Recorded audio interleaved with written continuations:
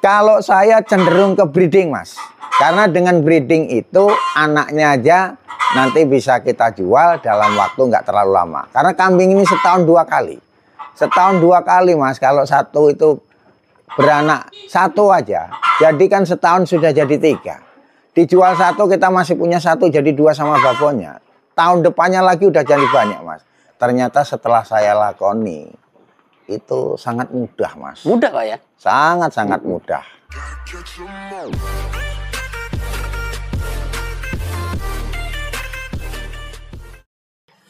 Halo guys, assalamualaikum warahmatullahi wabarakatuh. Jumpa kembali dengan kami. Jadi buat teman-teman yang baru bergabung dengan channel ini, jangan lupa bantu subscribe, like, comment, and share, tekan tombol loncengnya agar teman-teman bisa dapat notifikasi setiap saya upload video. Halo Pak, assalamualaikum Pak. Waalaikumsalam warahmatullahi wabarakatuh. Gimana kabarnya Pak? Alhamdulillah Mas, senantiasa sehat selalu.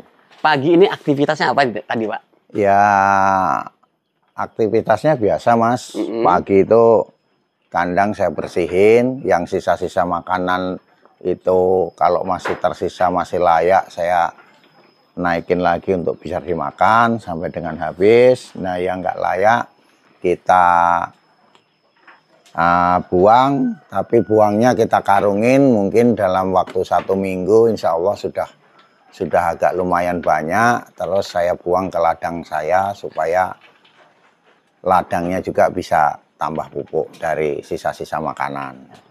Nama saya Yoni, lengkapnya Yoni Happy Surahman, alamatnya di Desa Purbosembodo, Dusun 4, RT 6, tepatnya di Kecamatan Metro Gibang, Lampung Timur, Mas. Kalau saya sebetulnya aktivitasnya itu usaha dagang sama istri. Tapi karena sekarang itu istri dagang juga ya sudah agak lumayan bisa, di sela-sela nganggur ini saya manfaatkan untuk ngurus kambing, Mas. Gitu Pak ya? Ya.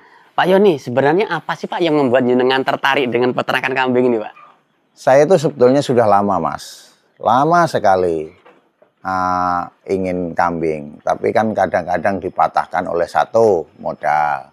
Kedua, bicara orang-orang yang katanya melihara kambing itu susah, cari rumputnya susah, dan rewel dan lain sebagainya. Tapi berangkat dari situ, akhirnya saya bermain-main di peternak-peternak yang saya anggap dari ortodok maupun yang sudah ada pengalaman untuk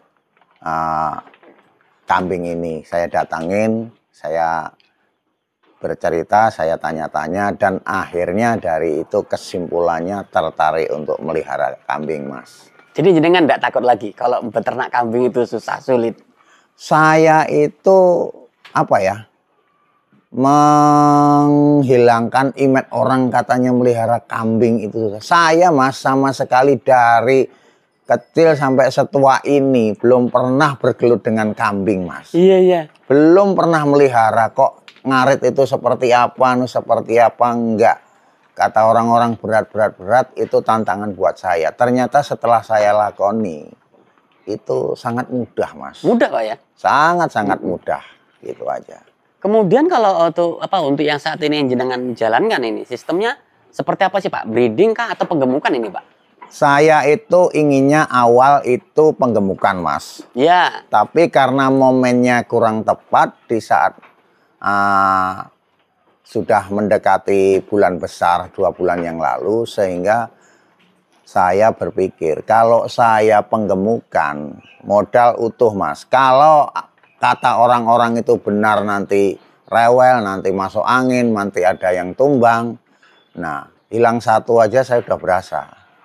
Nah, akhirnya saya berpikir untuk ke breeding, Mas. Walaupun breeding ini nanti larinya saya tetap ke penggemukan. Tapi saya inginnya penggemukan yang prosesnya dari breeding saya sendiri. Kalau dana ya saya rasa relatif, Mas. Kebetulan kita punya pohon sehingga kita gergaji, kita bikin bahan-bahannya.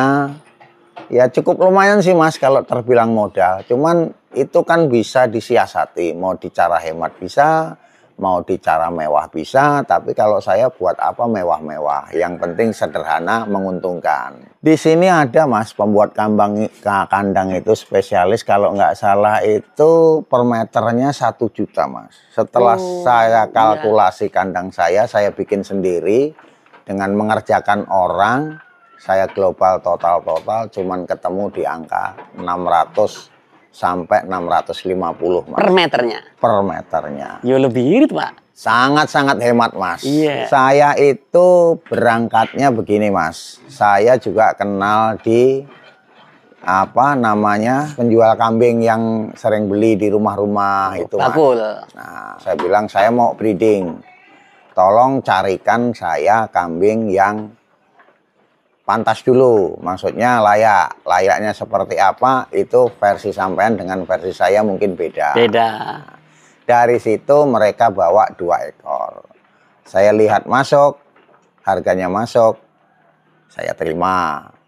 Terus besok lagi dari teman satunya bawa lagi 2. Ini dia begitu tahu saya sudah punya 2 dengan harga sekian, mereka menawarkan yang baru ini juga nggak bisa mahal-mahal Mas. Iya, karena sudah kekunci Mas. Betul. Nah, kita lihat pasar aja sederhana.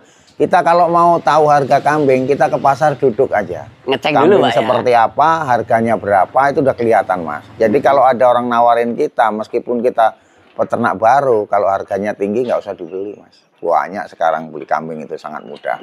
Ilmunya sebenarnya saya cuman belajar dari mengamati dulu, terus mengeksekusi, ya sampai akhirnya seperti ini Mas. Sebetulnya dulu saya pernah di ayam potong Mas. Broiler ya? Broiler. Cuman setelah saya amati perkembangannya bagus, cuman di broiler ini kan semua diatur oleh PT Mas. Oh begitu. Dari bibit dan lain sebagainya diatur oleh PT, karena kalau kita ngurus sendiri berat di permodalan.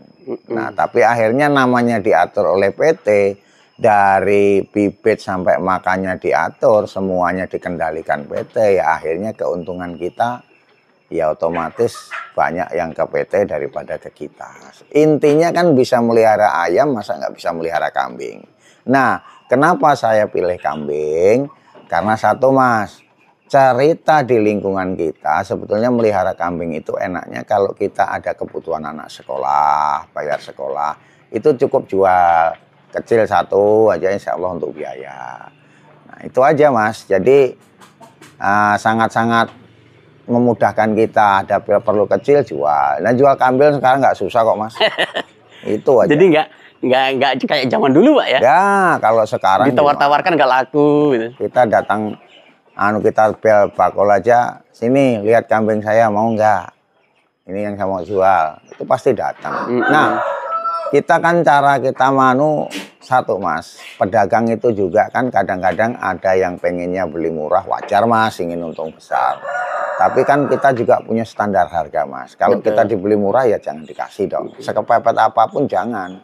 Mending tahan, kita adu dengan pedagang yang lain. Kadang pedagang lain kan ada yang minta bibit, terus ini bagus masuk, diambil ya sudah, kenapa? Kalau kita breeding kebanyakan juga pening di anunya nyanti Mas. Gitu. Kita kan harus ngukur kapasitas. Secara umum, manfaat maupun harapannya itu kelihatannya juga sangat bagus Mas. Satu, melihara kambing itu Mas, kita hitung-hitung makan itu olahraga. Daripada kita nggak olahraga susah, kita makanin kambing itu udah keluar keringat. Satu, kita dapat sehat. Kedua, ya namanya kambing Mas, itu apa ya, barang orang hidup. Jadi dia itu butuh perhatian, butuh kasih sayang. Ketika saya deketin, saya kasih makan, saya elus-elus nyatanya. Jadi kayak ada chemistry, ada hubungan antara pemilik dengan itu, baru insya Allah kambingnya pun nyaman, kambingnya pun bisa gemuk. Sederhana Mas. Jadi tidak sekedar pemberian pakan tinggal pergi Pak ya? Oh nggak bisa Mas. Jadi dia butuh kasih sayang Mas. Perhatian. Walaupun makannya sedikit, kalau kita sayangi, insya Allah akan gemuk. Tapi kalau kita makanin banyak, makanannya banyak pun kita tinggal begitu saja, ya Allahu alam sih kalau menurut saya kurang efisiensi Mas. Yang jelas satu, itu kan waktu luang bisa dipakai untuk melihara, terus ada keuntungan. Gimana nggak untung Mas kalau kambing itu nanti beranak terus besar, kan tetap aja. Untuk di umumnya Pak, di kambing ini yang saya amati satu Mas, ada kotoran. Nah kotoran itu kalau kita nggak mau pusing-pusingnya, kita buang ke ladang sendiri, itu ladang kita, tanah kita jadi subur. Terus pesan saya untuk kawan-kawan, kalau bisa sisa-sisa dari makanan ini jangan dibuang, dibakar. Mending kita taruh di karung, kalau kita ke ladang bawa buang, ke ladang bawa ke buang. Jadi buangnya jangan bertumpuk. Kalau di rumah numpuk dibakar pun kadang-kadang kan asap ganggu tetangga. Iya. Tapi kalau dibuang di ladang, insya Allah akan jadi pupuk. Nah, dibilang mudah, namanya di kampung Mas, lingkungnya bersahabat. Jadi kita nggak pusing-pusing. Untuk cari pakan. Nah, bahan pakanannya pun nggak susah Mas.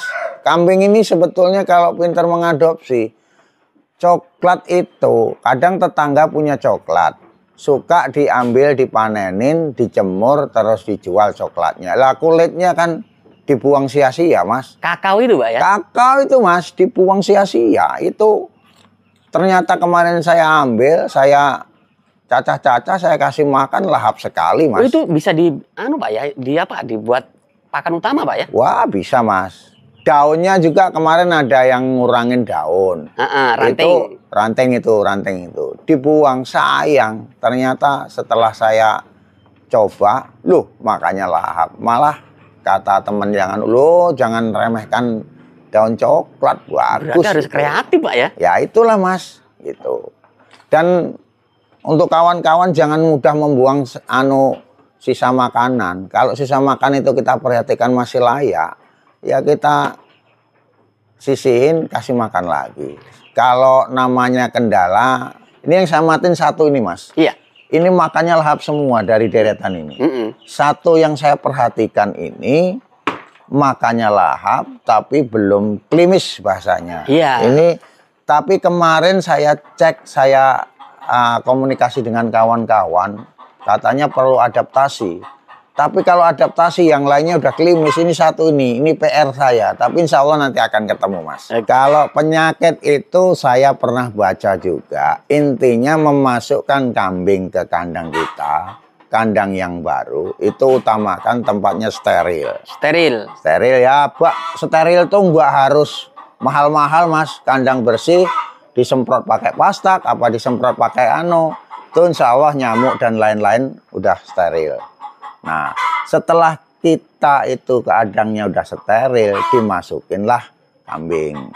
Nah kambing saya lihat di pengalaman-pengalaman kawan-kawan di media itu, jadi setelah masuk itu saya pastikan obat cacing sama Mas, ya kayak sebetulnya kalau bisa gudeg Mas. Gudeg. Meskipun kena ataupun belum, itu sebaiknya masuk dikasih obat cacing sama obat gudeg.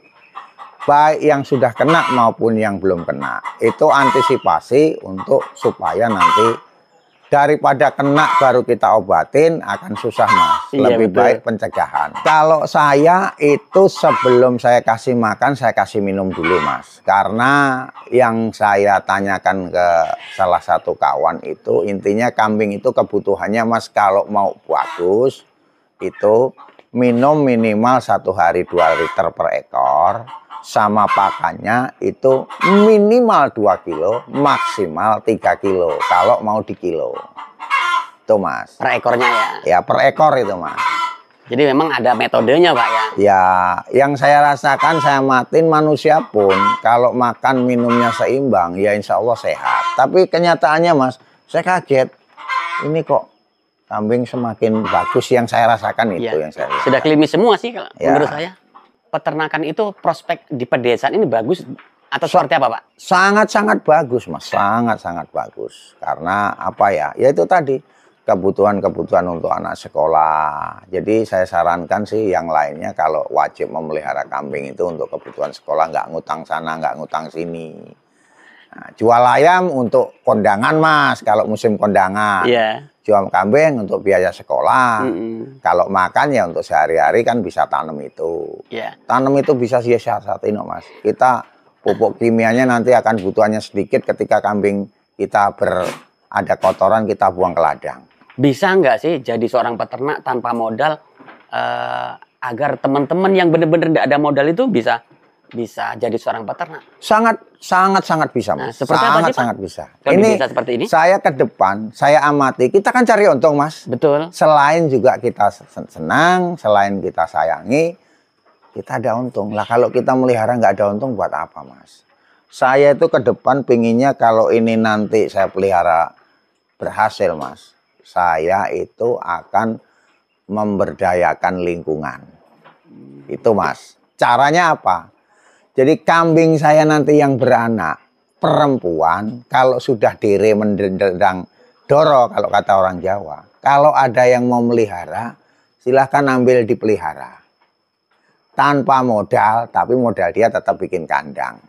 Itu Mas. Nah kekuatannya aja mau 2 mau 3. Nanti ini kalau berkembang pasti tak lemparin ke lingkungan dulu Mas. Kenapa saya kasihkan gitu? Kenapa? Mereka tanpa modal kandang sudah. Nah, caranya saya juga nggak mau dipelihara terus anaknya dibagi ke saya sama ke dia. Enggak Mas. Kalau saya amati, saya beli dere sama darah itu. Mungkin di angkanya kalau darah sudah sekitar 900-an Mas. Kalau dere itu mungkin di sekitar 600-an.